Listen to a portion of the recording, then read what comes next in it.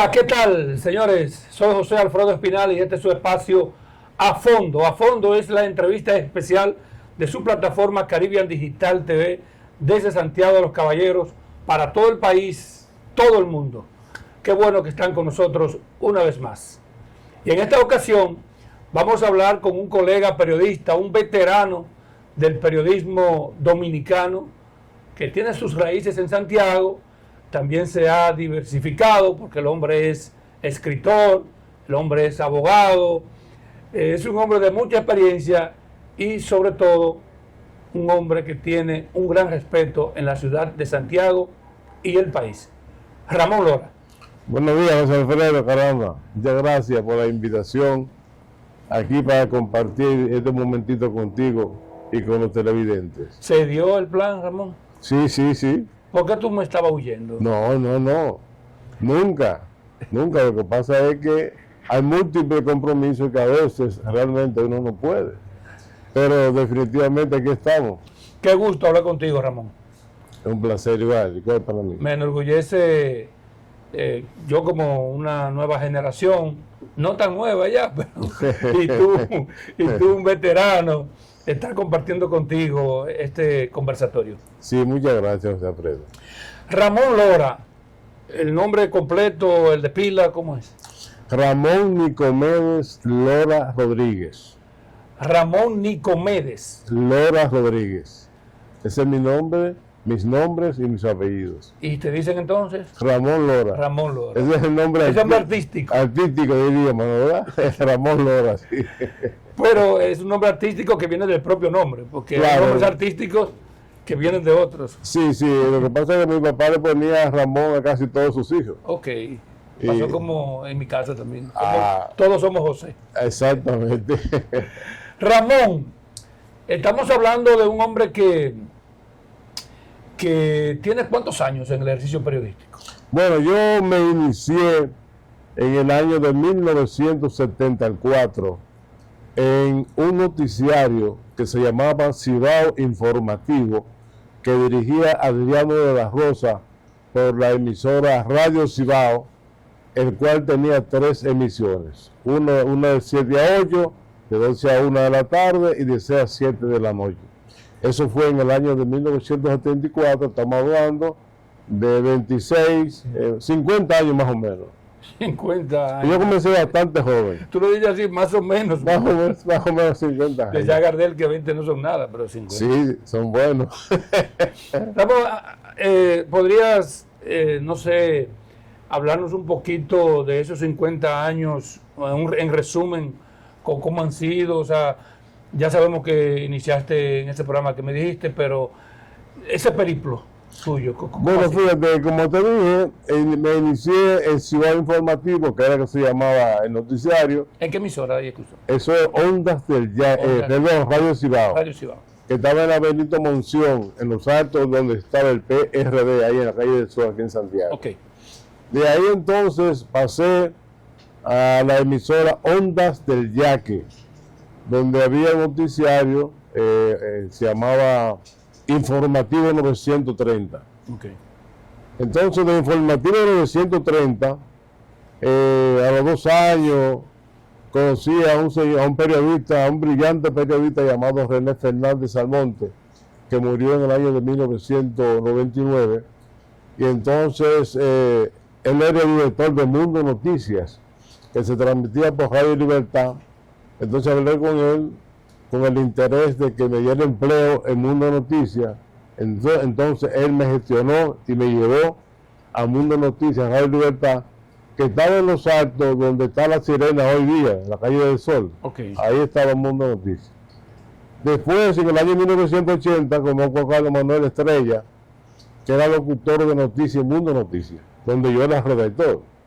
Entonces Carlos Manuel logró una oportunidad en el periódico de Información como redactor y habló con el jefe de redacción, que era don Armando Almanzar, para que me permitiera a mí también trabajar en información, y logré trabajar en información. Pero antes de yo llegar a la información, yo trabajé también en el noticiario de la Situación Mundial, que dirigía Ramón de Luna. Un símbolo, ¿no? Un símbolo, claro. Símbolo en esa época los dos noticiarios principales eran La Situación Mundial de Ramón de Luna y Mundo Noticias de Radio Libertad.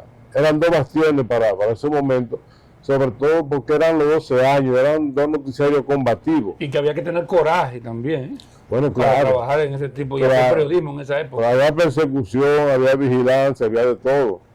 Porque la mayoría de los periodistas de esa época ejercían un periodismo más o menos, como dicen, romántico. Okay. Romántico, eran románticos con el ejercicio. Apasionados. Apasionados, la mayoría eran opositores. Y por esa razón el régimen los perseguía, lo espiaba, hasta le allanaban la casa. Eran opositores, pero mantenían siempre la ética periodística. En el claro, trabajo. naturalmente. Tú no sabes puedes... que ahora en este tiempo hay opositores, pero totalmente divorciados al periodismo que se hacía antes. Claro, muy diferente, muy diferente. Sí. Claro, se hacía oposición, pero con dignidad. Exacto. Tú conservando, incluso René Fernández Almonte, que era el director del Mundo Noticias, nunca se me ha olvidado. Nos dijo a nosotros un día: la noticia aquí hay que difundirla respetando los límites de la libertad de expresión, aunque sea contra mí mismo que soy director. Siempre que cumpla con los requisitos, que no se mancille la dignidad humana, ni ese tipo de cosas, hay que pasarla. No importa de qué partido venga, de qué organización venga, hay que pasar la noticia. Con eso yo quiso decir, aquí hay que pasar todo respetando los límites de la libertad de expresión, pero hay que pasarla. Estuviste bajo la dirección del señor Almanzar en la información, ¿verdad? Sí, cómo no, sí. Ahora bien, en Mundo Noticias y en la situación mundial, ¿bajo quién estuviste? Bueno, en Mundo Noticias estuve bajo la dirección de René Fernández Almonte, a quien agradezco gran parte de mi formación como redactor, como periodista, y en la situación mundial bajo la dirección de Ramón de Luna.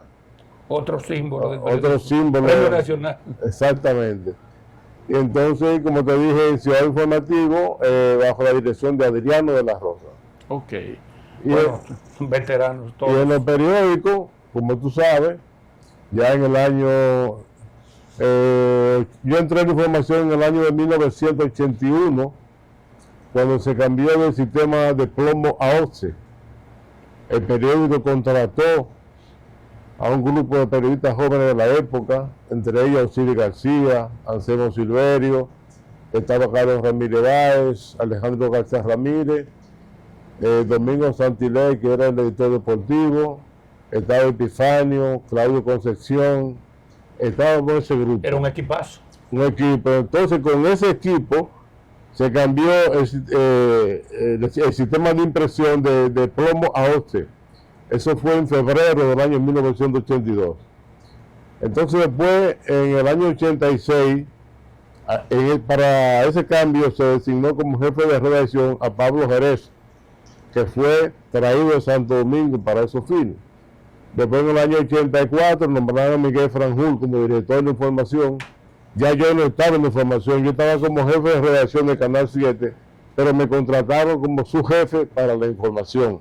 Okay. Carlos Manuel Estrella era jefe de redacción, y entonces en el año 90, cuando Banregión vendió a Utesa la información, me ascendieron a jefe de redacción hasta el año 1993, cuando renuncié de la información. Ok, pero también tengo entendido, Ramón, que tú dirigiste en Santiago el periódico El Siglo. Sí, desde el año 1997 hasta 2001 fui el jefe de redacción del Siglo en Santiago, pero además también fui el jefe de redacción del periódico El Caribe y CDN Canal 37, cuando era director general el periodista Víctor Tejada, y pertenecía esa empresa al Banco Popular Dominicano. Ok, estamos hablando que el periódico El Siglo en su momento, lo recordamos, yo estaba en mis inicios, eso, bueno, en el 97, como soy graduado en 2004, era estudiante de comunicación para la época. Pero me dice Ramón, y tú podrás decir si es así o no, que tanto El Siglo como la revista Ahora, creo, ¿verdad? Y no sé cuál otro medio, el Nacional, en aquellos años, eran los medios como que de mayor trascendencia por el tipo de periodismo de investigación que hacían, ¿es cierto? Bueno, fíjate, el periódico Nacional siempre fue... Y también el periódico Hoy, que tenía un equipo de investigación muy claro, para mí, esos periódicos tuvo, para mí quizá uno de los equipos de investigación más completos y de una conformación extraordinaria con el personal que tenían en el equipo de investigación. Lo mismo ocurrió con El Siglo. El Siglo fue un periódico que se destacó en todas las etapas, en la presentación, en el contenido, sus colores, su campaña, la forma de hacer el periodismo. Es decir, que era un periódico que con un enfoque dirigido a resaltar los valores positivos y también las cosas negativas. Y las informaciones que se hacían en El Siglo debían estar completas. Si se denunciaba, si hacía una denuncia contra una institución, teníamos que buscar la versión de esa institución para que la información estuviera completa. Sí. O sea, para que no existiese un desequilibrio en cuanto al contenido de la información. Para escuchar ambas partes de la moneda, ¿no? Ambas partes para que se produjera ahí lo que se llama el equilibrio informativo. Así es. O sea, que no se viera de un lado, no, jamás. No, que estuviera la versión de la institución y la versión de este otro lado. ¿Qué tanta falta hace eso en el periodismo de hoy? Mucha. Porque incluso, fíjate, yo escribí un artículo hace 2 o 3 años, lo publiqué en las redes, creo, no recuerdo, en un periódico, que lo titulé La pérdida de la pirámide invertida. Es decir, ya los periodistas de hoy día, la mayoría, no todos, no utilizan la pirámide invertida en la redacción de la información. Hacen 2 párrafos, y lo pasan. No, antes no. Tenía que cumplir con esos requisitos, ¿sí?, para que la información estuviera completa. Y además, en el caso de los periódicos, cuando fueran a eliminar una parte de la información, eliminaran lo que se llama en periodismo el remate, o sea, los últimos párrafos que se supone con la pirámide invertida eran los menos importantes. Pero también existe algo, Ramón, me llama la atención eso que dices, especialmente para los nuevos muchachos. Yo recuerdo también que antes los palos noticiosos, en el caso del periodismo, bueno, era el periodismo que más se hablaba, el periodismo impreso, ¿verdad?, los medios convencionales. Yo recuerdo que ese palo noticioso no es igual que el palo noticioso que se vende ahora. Ahora es dar adelante, no importa lo que yo diga. O sea, sin investigar nada. Eso le ha hecho mucho daño al periodismo, Ramón. Las redes sociales, creo, también. Una de las cosas que más daño ha hecho eso. Porque, por ejemplo, hay periodistas o medios de comunicación que por publicar las cosas la tiran sin confirmar. Yo veo noticias a veces que digo, caramba, pero esto no es cierto. Y me aguanto. Porque como tengo un digital, me cuido mucho de publicar cosas versiones y informaciones que son a la ligera. Entonces muchas veces por dar el palo ocurre que divulgan datos que no son correctos ni están confirmados. Es preferible no publicar información si usted no está seguro de lo que va a publicar. Ramón Lora, abogado, periodista, abogado notario. Sí. Sí, abogado notario. ¿Cuántos años ya en el derecho, Ramón? Yo comencé a ejercer en el año de 1990. Junto a José Álvarez, que era fiscal de Santiago. Ya tiene 34 años, sí, el ejercicio del derecho. En el año 90 también conseguí mi notaría. En ese decreto de notario, si no es el último, para mí creo que fue el último que emitió la Suprema. Está un vecino mío que se llama Guillermo Cruz, y está el doctor, creo que Gómez Mazara, en ese decreto también. Bien. Eso fue en el año 1990. Qué bueno. Ramón, dinos algo. Tú sabes que este conversatorio a veces es un poquito informal y todo esto. ¿Tú eres de Santiago originario? Sí, yo nací en el Hospital José María Cabral Ibáez, un 10 de diciembre de 1957. Pero no te pasó lo de Villalona, ¿verdad? Por eso te estoy preguntando. ¿Sabes lo que le pasó a Fernando Villalona? No, dime qué fue. Que él dice que es de Loma de Cabrera, Sí. ¿recuerdas? Allá de Sí, Jabón. sí. Pero él nació en Montecristi. No. O sea, tú vivías en Santiago. Sí, claro, Pues, claro. o sea, tu madre, tu Mira. padre vivían en Santiago. Mira, mi papá era oriundo de Puñal, Ok. de la Lora, mi mamá del Liceo Medio, Minaya Rodríguez. Pero yo, ambos, mi padre vivían en el barrio que le llamaban El Marco. Ese perímetro donde estaba el Hospital Cabral Ibáez. ¿Usted era vecino del senador de Santiago? ¿De Rivera del Maco también? Bueno, pues ahí en ese perímetro del Cabral Ibáez, eso lo llamaban El Marco, eso era un caserío. Ok. Entonces el hospital Cabral Ibáez es lo que ocupa hoy el SEGMA. Era pequeño el hospital. Ahí Cabral. estaba el hospital. Eso era el hospital, Ok. el Cabral Bueno, Ibáez. son vecinos. Sí, pero el SEGMA hoy era el Cabral Ibáez de ayer, cuando yo nací. Ok. Entonces después, en el año 1979, es que inauguran el hospital grande, como dicen, el hospital moderno que tenemos ahora en Cabral Ibáez. En el año 79, que su primer director, si no lo recuerdo, fue el doctor Frank Joseph Tomé, Frank Joseph Tomé. un médico muy famoso de aquí Sí, de sí, Santiago. claro, claro que sí. Entonces, Ramón, está interesante esa historia. Puñal no existía en ese entonces, tenía otro nombre, Puñal, cuando tú eras pequeño. Sí, ¿Qué nombre tenía Puñal? ¿No recuerdas? esa zona pertenecía, lo que no era municipio como eso es. Bueno, Puñal sí existía, pero claro, municipio no tiene tanto Pertenecía a tiempo. Santiago. Pertenecía a Santiago. Exactamente, así como Villa González, Navarrete, que existían también, pero Puñal existía. Ok. Porque yo pequeño recuerdo que mi papá me llevó varias veces allá a Puñal. Ramón, tú sabes que cuando la gente se hace profesional, en el caso tuyo, que eres periodista, primero periodista y luego abogado, no es fácil, si uno no viene de una familia económicamente poderosa, llegar. Es un privilegio. En aquellos tiempos, más que ahora, porque ahora tenemos una universidad en cualquier lugar. Pero antes, en tus años, era muy difícil. ¿Qué pasó? ¿Cuáles sacrificios tuvo que pasar Ramón Lora, si lo hubo, para llegar a convertirse en periodista y luego en abogado? Bueno, fíjate, la situación no fue tan fácil. Yo vivía en el barrio Los Platanitos en el año de 1974. Llegué ahí antes, pero ahí fue que comenzó. Danilo Basilio y yo éramos vecinos. Un seto dividía las dos casas. Su mamá, doña Chomba y sus hermanos, y la familia mía.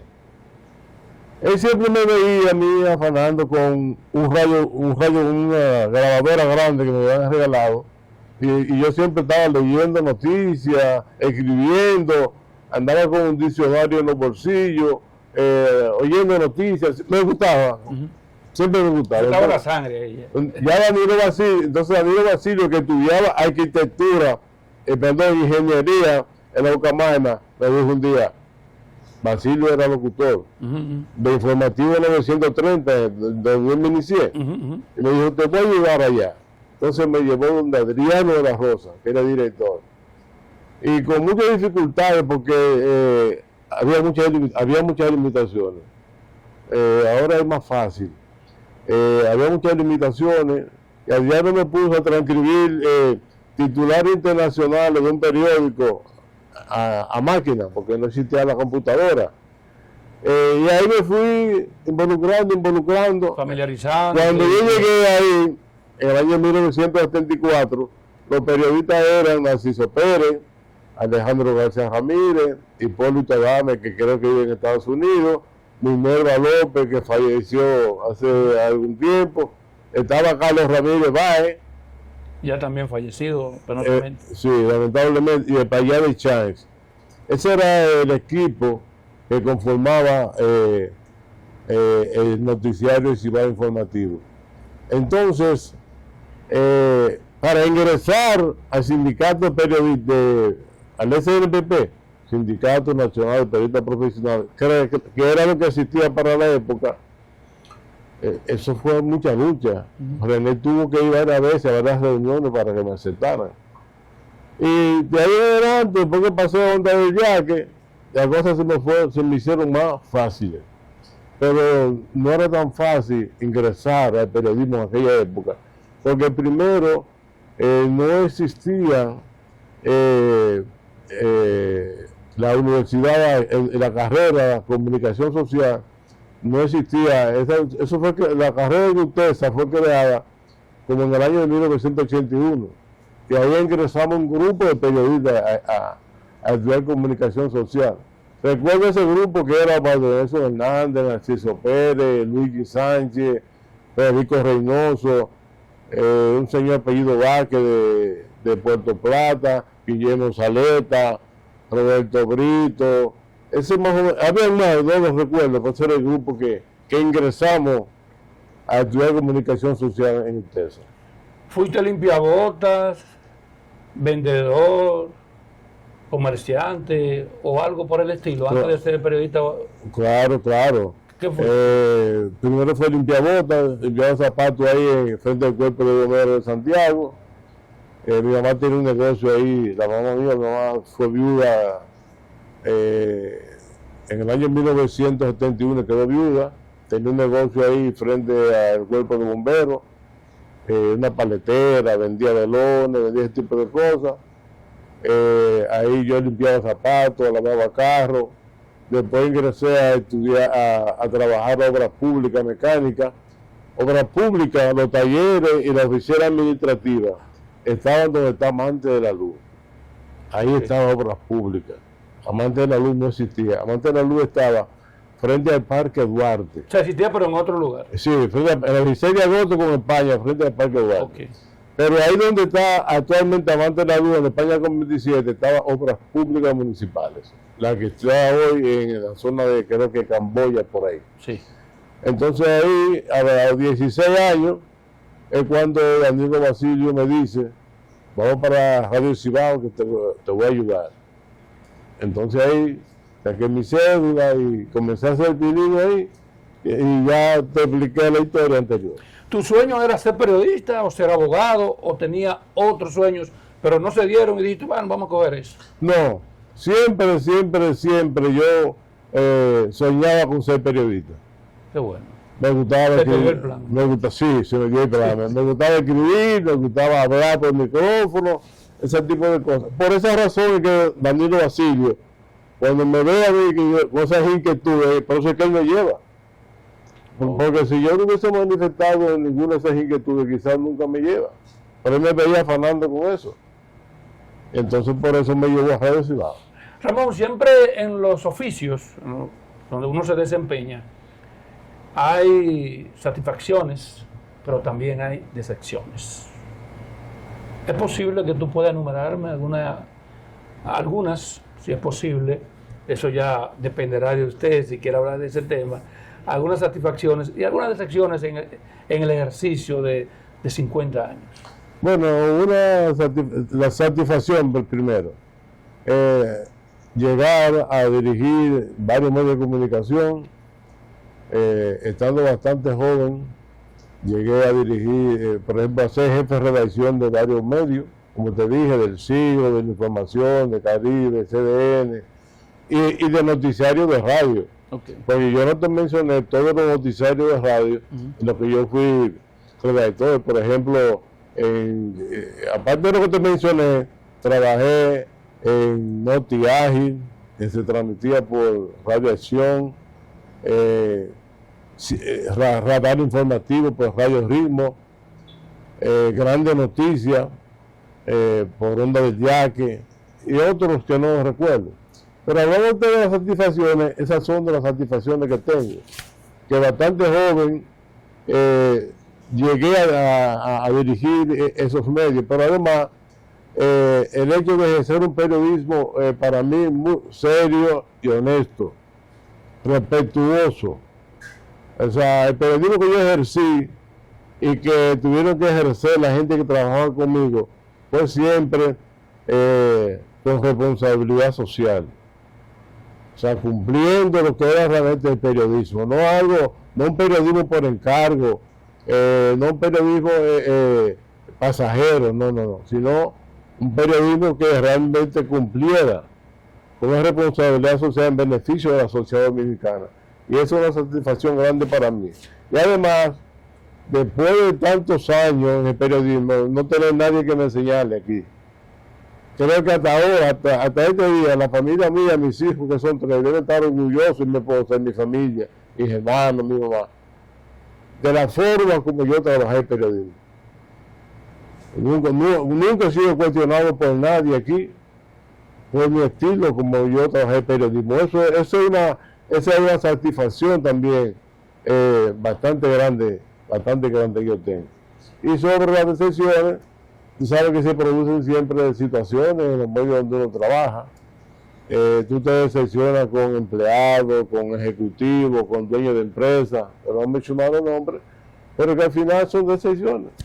Y es parte de este ejercicio y todo eso. Es parte del ejercicio, de manera que esas son, así a grandes rasgos, más o menos, parte de las decepciones y las satisfacciones que he tenido. Siempre, Ramón, a pesar de que tú cumpliste con tu sueño de ser periodista y luego tenías el anhelo, me imagino, de ser abogado y te hiciste abogado y todo eso, pero tú jugaste vitilla alguna vez, jugaste, no sé, béisbol, baloncesto, o quisiste hacerlo, no se pudo. No, claro. Tú sabes, la taquita. Tú sabes los muchachos juegan la tapita. Sí. No recuerdo cómo se llama. No me metas muy hondo tampoco, Ramón. Háblame de cosas que yo he conocido y ya. No. Entonces viene a hablarme de cosas que yo... La tapita, jugar como un fufú, como le decían. Bueno, eso sí, yo lo conocía. ¿Lo conocía? El trompo, el fufú y todo eso. Y lo que hacían en la tierra para brincar, no recuerdo el nombre, como le llaman. Bueno, yo sé cuál es el Exactamente. Bueno, hay muchachichico en el área de monumentos. Y también capuchín, como le decían. Todo ese tipo de cosas, muchachos, que uno juega muchas pelotas en la primaria, en la escuela de Venezuela, donde yo estudié la primaria, ahí en la que está la de Tolomé Colón. En fin, todos esos juegos de muchachos propios de la época. Hacía carritos de palo para jugar también, todo ese tipo de cosas. Ramón Lora es de los periodistas que más anécdotas sabe. Incluso tiene 2 libros. Dos libros que hablan de eso.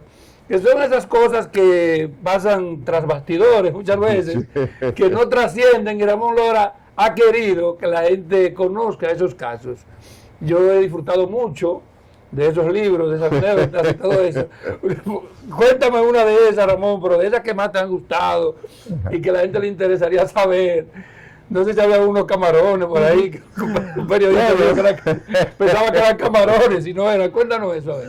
Bueno, son muchas anécdotas, pero hay una que hasta a mí me llama mucho la atención. Bueno, pues, cuéntanos una o dos de esas. En el año de 1984-85, por ahí, Domingo Valle era un empresario muy querido con la prensa. Era el presidente de la ASIS y presidente de la Asociación Interamericana de Hombres de Empresa. Yo le trabajaba a él también para esa compañía, para esa institución como relacionador público. Para una época navideña, esa asociación invita a la prensa a un agasajo. Pero entonces, eso fue en las nubes del Hotel Santiago Camino Real, que estaba en la calle del Sol, con Mella. Ahí estaban las nubes en ese hotel. Le decían las nubes porque era la última parte. Bueno, entonces, cuando en ese momento llegó el momento de servir el almuerzo y se hizo una fila, naturalmente no me daba de nada para... Sí. Cuando llegó el momento de Rafael Monsanto servirse el almuerzo, pero cuando veníamos a la fila yo venía detrás de él, y después venía Carlos Núñez detrás de mí. Y Monsanto mira a la mesa del Hotel Buffet. Dice, caramba, pero mira qué bien se ven esos camarones que están allá. Cuando llegamos a la mesa, Monsanto prácticamente se llenó el plato de camarones. Pero cuando nos sentamos todos, que estábamos en la misma mesa, Carlos Núñez, Monsanto, Osiris García, estábamos en la misma mesa, dice Monsanto, ¿qué cosa? Yo pensé que eran camarones y son coditos.